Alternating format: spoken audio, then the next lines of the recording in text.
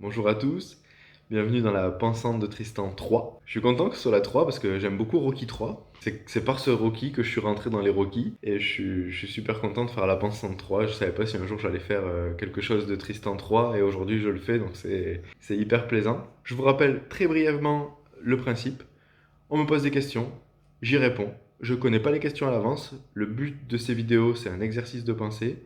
J'aimerais, et c'est le cas d'ailleurs déjà aujourd'hui, avoir des retours sur les vidéos précédentes, celle-ci, pour discuter avec vous. Donc ça, je vous invite à échanger avec moi par message, par YouTube, il y a mon adresse, vous pouvez m'écrire. Vous pouvez, si vous aimez, liker, si vous n'aimez pas, disliker.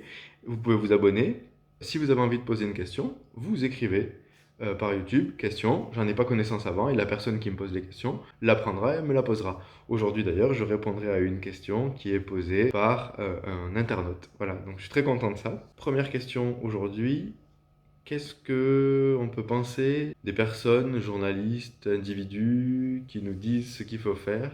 Les gens qui nous disent ce qu'il faut faire, ils veulent nous imposer souvent une pensée. Ce serait plutôt agréable de comprendre ce qu'ils pensent et qu'on puisse nous aussi penser, discuter et pas subir leur opinion parce qu'on croit souvent que ce qu'on pense, c'est la vérité, que notre opinion reflète la réalité du monde. Alors elle le reflète d'un point de vue, du nôtre, mais peut-être que tous ces gens qui nous disent ce qu'il faut faire, qui sont...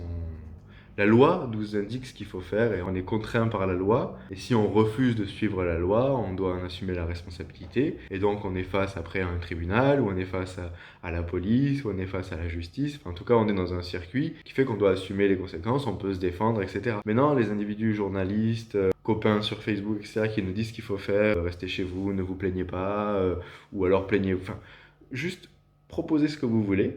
Dites ce que vous pensez, mais ne nous demandez pas de penser ce que vous pensez, ne nous demandez pas de faire ce que vous avez envie qu'on fasse. Et je pense qu'on peut chacun penser par soi-même. Nouvelle question.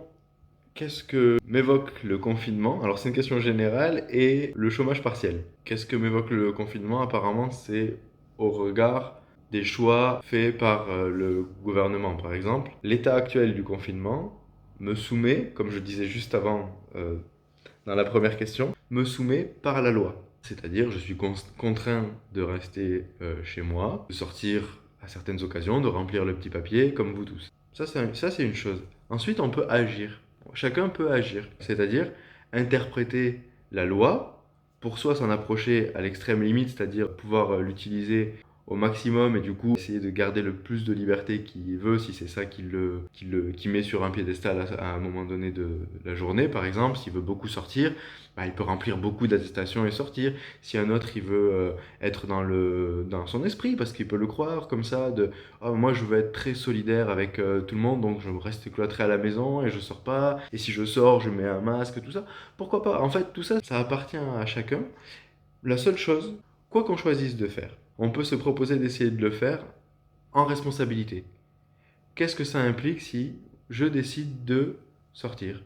Qu'est-ce que ça implique si je décide de ne pas applaudir à 20 h le soir? On a le droit quand même de choisir, dans la contrainte proposée par la loi, notre espace de liberté et essayer de le construire en fonction de ce qu'on pense de manière la plus cohérente possible. Je crois que ça, c'est quelque chose de très important. Dans cette question, il y a une deuxième partie qui m'est posée. Elle concerne qu'est-ce que je pense du chômage partiel. Et si j'essaie d'y réfléchir, je crois ce qui est attrait au chômage partiel, donc c'est par rapport à l'économie, par rapport à l'argent que vous allez avoir à la fin du mois, comment on va pouvoir gérer ça de manière financière si votre boulot est arrêté, si vous n'êtes pas en télétravail, donc si vous touchez le chômage partiel. Comme on sait que la banque va imprimer les billets pour sauver l'économie, si on n'a pas 100% de notre salaire, c'est un scandale pour moi. Parce que sauver l'économie réelle, etc., alors qu'on parle que d'une économie spéculative depuis tellement longtemps, on peut la créer, on peut renflouer les caisses, etc. Et je pense, au-delà donc du fait ce serait scandaleux de ne pas avoir un chômage à 100%, c'est aussi scandaleux de demander à toutes les entreprises, à toutes les personnes qui ont des charges, de reporter le paiement de ces charges après confinement. Non, bien sûr que non, il faut que personne ne rembourse une dette qu'il accumulerait pendant cette période. Et après, il y a un long débat là-dessus, je crois que c'est pas l'objectif de ces vidéos, mais j'en ai assez dit. Est-ce qu'un revenu universel peut être une bonne idée? de Bernard Friot. Là, immédiatement, j'ai la distinction entre revenu universel et salaire universel, qui est un économiste, sociologue, historien, retraité, mais toujours au travail, qui distingue donc revenu et salaire, parce que salaire, c'est quelque chose qu'on produit. Revenu, ce serait quelque chose qui nous tomberait du ciel, sans qu'on ne fasse rien de particulier. Alors, je suis tout à fait d'accord avec sa distinction, et avec quelque chose de fondamental qui me met en avant, c'est repenser le travail. Repenser le travail au sens qu'est-ce que l'individu produit et pas tellement lié au produit en fait. Je ne vais pas m'aventurer sur le terrain de Bernard Friot. Je vais juste dire que cette idée d'un salaire universel, je la partage complètement et je la partage aussi dans la forme, mais c'est-à-dire dans l'idée en fait. Si je réfléchis, depuis que je suis petit, quand j'étais petit, j'avais ma maman qui était caissière d'ailleurs. Aujourd'hui, elle serait à l'honneur. Et elle touchait un certain salaire et je savais qu'un chirurgien touchait par exemple 10 fois plus qu'elle. Et je me disais, c'est pas possible. Ok, le chirurgien il sauve des vies, enfin pas tous d'ailleurs, parce qu'il y a des chirurgiens esthétiques qui sauvent pas des vies, ils peuvent être très utiles, certains ne le sont pas du tout, enfin ils sont juste sur un aspect esthétique, etc. Bon, enfin ça se discute, mais je me disais, est-ce que il vaut 10 fois ma mère? Parce qu'en fait c'est ça que je comprenais pas, je me disais, mais pourquoi un salaire fois 10, est-ce que ça se justifie? Pour moi, dans mon esprit de 12 ans, 8 ans, je sais plus quel âge j'avais quand je pensais ça, ça se justifiait pas. Je me disais, mais ma mère, en fait, elle est caissière, mais elle est aussi plein de choses, en fait. Et ce chirurgien, il est aussi chirurgien, mais il est aussi peut-être père de famille ou plein d'autres choses. Et donc, pour moi, on ne peut justifier 12 fois le salaire de quelqu'un d'autre, quoi qu'on fasse. Par exemple, là, en train de faire cette vidéo, je suis en train de travailler. Et je pense que s'il y avait un salaire universel de base, bah, ça m'encouragerait aussi à faire cette vidéo et peut-être je la ferais sans me soucier de l'aspect financier parce que peut-être que le financier, c'est pas, ça pourrait en tout cas ne pas être le nerf de la guerre. On pourrait se soulager de ça. Et je parle pas de quelque chose d'utopique ni peut-être idéologique un peu, je sais pas. Mais donc je suis effectivement pour un salaire universel parce que je pense que le travail doit être repensé dans une optique différente que celle d'un profit financier, simplement. Question de l'internaute. Est-ce que la liberté individuelle est opposable à la sécurité de la communauté? Je crois qu'en fait on parle de ça depuis le début de cette vidéo.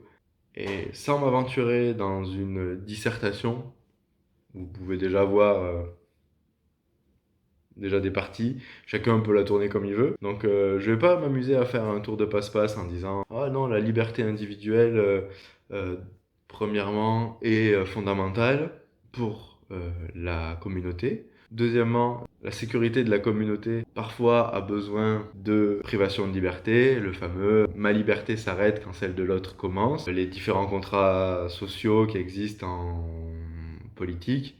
Là, on pourrait parler des contrats sociaux qui nous, malheureusement peut-être, qui nous dirigent aujourd'hui, celui de Hobbes avec son Léviathan. Bon, et ensuite essayer de faire un troisième moment en disant non, mais vous savez, la liberté individuelle, ça permet, dans une expression contrôlée, de ne pas s'opposer à une sécurité collective. Bon, blabla, blabla, blabla. Je ne serais pas content de faire ça. Peut-être je suis très borné aujourd'hui, je sais pas. Mais je m'arrêterai encore une fois avec cette notion de responsabilité personnelle, c'est-à-dire une responsabilité de fait. Aujourd'hui, on pose cette question parce qu'on est en plein confinement de toute façon, et donc du coup, ma responsabilité de fait, c'est il y a une loi qui me contraint. Je suis d'accord, je suis pas d'accord avec le gouvernement. C'est pas la question qu'on me pose en fait.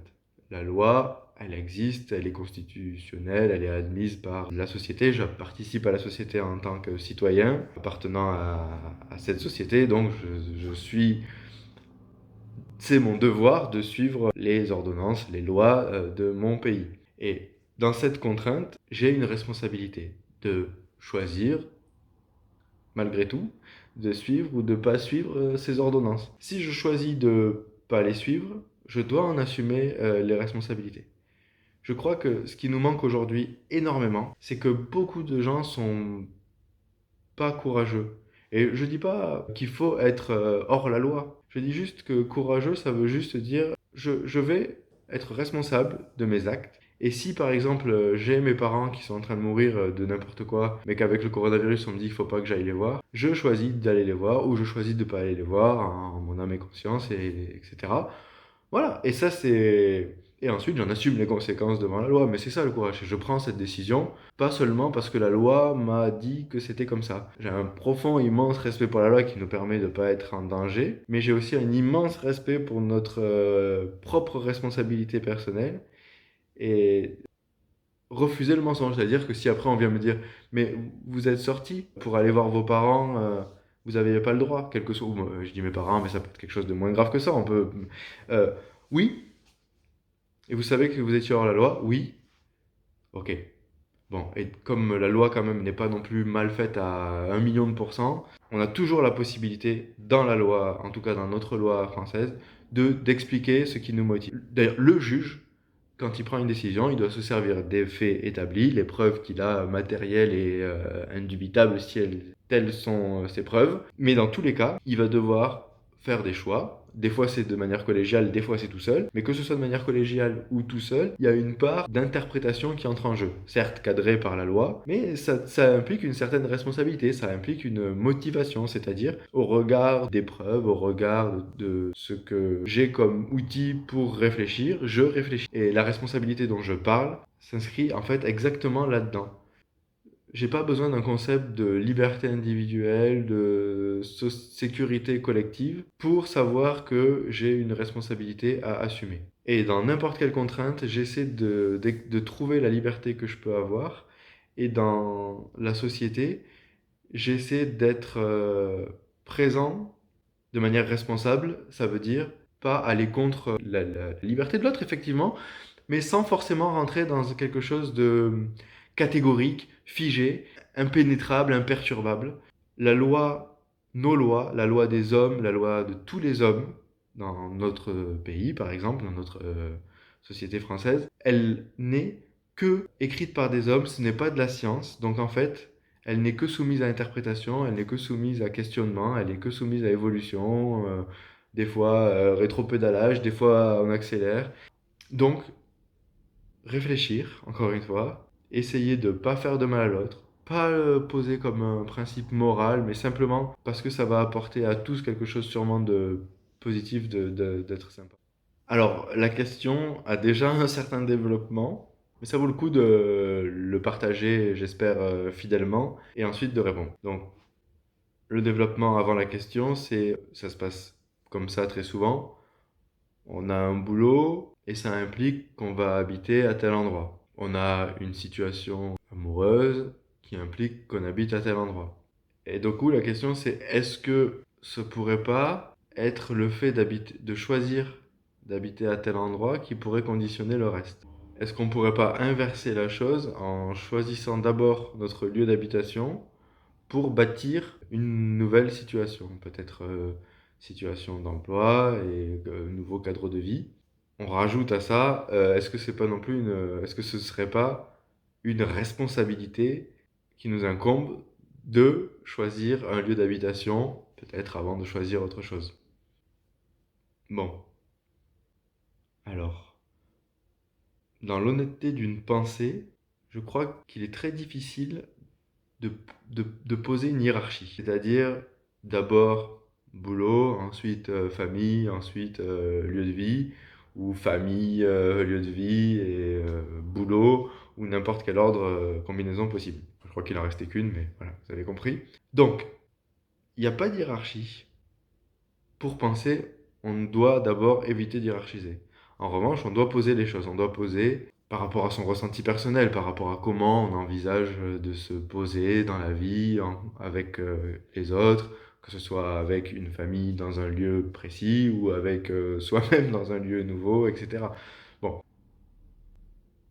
je crois que ces trois questions, on doit essayer d'y réfléchir en responsabilité. Et en responsabilité, ça rejoint donc du coup ce qu'on a dit depuis le début, c'est-à-dire responsabilité par rapport aux actes et donc par rapport à une forme de cohérence qu'on peut avoir.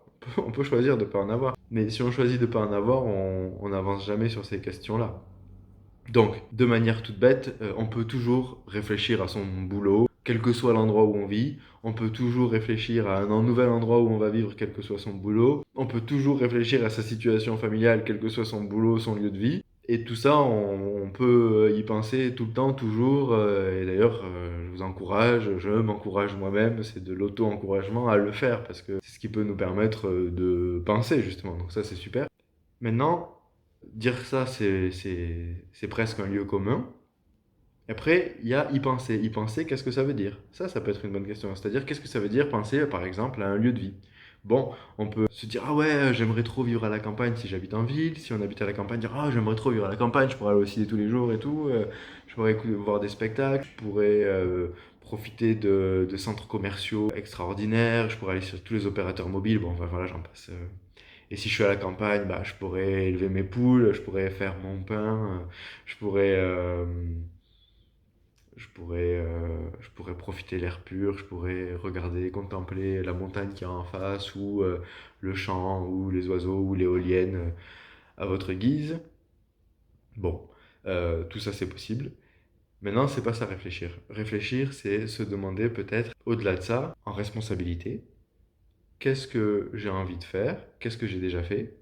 Qu'est-ce que j'ai déjà fait dans tel lieu d'habitation si j'ai déjà habité à différents endroits, mais même à un seul? Qu'est-ce que j'ai déjà fait dans un contexte familial? Qu'est-ce que j'ai déjà fait dans le travail? Et essayer de savoir quelles sont nos forces et nos faiblesses, mais pas au sens argumentaire pour passer un entretien d'embauche, non, pour soi, c'est-à-dire qu'est-ce que m'a apporté tel lieu concrètement? Qu'est-ce que pourrait m'apporter un autre lieu? Mais d'abord, faire le travail sur le premier, c'est-à-dire ce lieu, qu'est-ce qu'il m'a donné? Est-ce qu'il m'a donné de la joie à tel moment? Est-ce qu'il m'a apporté quelque chose que je cherchais? Enfin, essayer d'être honnête, regarder la chose telle qu'elle a été. Et alors ça, c'est une idée que j'ai eue hier et dont je vais vous faire part parce qu'elle rentre complètement dans cette question-là par rapport à un choix de domicile, par rapport à un choix de travail, par rapport à un choix de vie familiale, et je pense par rapport à beaucoup de pensées en général. C'est que penser, ça doit être quelque chose de joyeux. Alors, je vais pas le faire très long, mais quand je dis quelque chose de joyeux, c'est que ça doit nous enthousiasmer, ça doit nous plaire en fait. Pas nous plaire pour s'auto-faire plaisir, comme Narcisse, mais ça doit nous plaire au sens... voilà, et c'est dans ce sens-là donc je veux dire, ça doit nous mettre en joie, ça doit nous mettre en mouvement, en repos, enfin ça doit nous exciter, nous ralentir. Et pour ça, bon, pour ça, c'est simple. Si on a fait des choses qui nous ont trop plu et qu'on y pense, on peut avoir un sentiment de joie qui revient. Bon, super, là, il n'y a rien à dire. Mais pour tous nos moments, tous nos regrets, pour tous nos passés qui sont difficiles, etc. Bon, si on a la chance, par exemple, d'aimer, et c'est ça l'idée que j'ai eue hier, parce que je me disais, mais ok, donc si on commence à dire, ouais, mais ma vie, je peux pas y réfléchir, ça me perturbe trop, ça remue énormément de choses en moi, qu'est-ce que je dois faire? Eh ben là, j'ai une idée. Alors là, j'aimerais bien que vous me disiez ce que vous en pensez parce que ça pourrait être un très bon échange entre nous. Mettez-vous dans la peau, si vous aimez lire, d'un roman comme, je ne sais pas si vous connaissez, mais L'Assommoir par exemple de Zola, ou un autre du même genre, où on parle en fait de vie misérable, bah, les misérables aussi, pourquoi pas, et regardez le plaisir, la joie que ça va susciter en vous de lire ce livre. Et donc si vous avez une vie que vous pensez misérable, et qui peut-être l'est, peut-être même pire que dans Les Misérables. Peut-être pas, d'ailleurs, je crois pas, mais bon, pourquoi pas, hein, mais quand même, là, il en faut. Mais enfin, repensez en fait au plaisir que vous avez eu quand vous avez lu le livre, et vous n'avez pas eu un plaisir sadique, genre, ah putain, c'est trop bien tout ce qui lui arrive, ah bah, Gervaise, elle a bien fait pour sa gueule et tout. Non, vous n'avez pas pensé comme ça, vous avez vu tout un processus qui vous a plu, et qui vous a en fait activé la vie chez vous. Vous avez vu quelqu'un, comment l'alcool pouvait sombrer, faire sombrer des personnes, mais vous avez vu tout un processus, vous avez compris ce processus grâce à Zola qui l'explique, ou n'importe quel livre que vous avez lu, qui vous a remué sur des choses très tristes. Vous avez vu le processus et vous en avez pris un plaisir, une joie en fait folle, et cette joie, je crois que ça s'appelle de la compréhension. Bien sûr, par rapport à un style, par rapport à une histoire, mais c'est parce que vous avez compris quelque chose, et ça c'est génial. Et si vous arrivez à comprendre quelque chose de vous, en faisant en réfléchissant à ce qui vous est arrivé de ce point de vue-là, comme si vous lisiez votre propre livre, pour choisir un nouveau lieu d'habitation, pour choisir un nouveau contexte familial, pour choisir un boulot, n'importe quoi, ça peut être quelque chose de très très très utile. Voilà. Sylvester Stallone, je te concurrence avec la Pensante 3. Et j'espère que cette vidéo vous aura plu. Et je vous dis à très bientôt. N'hésitez pas à faire des retours. Voilà. Au revoir.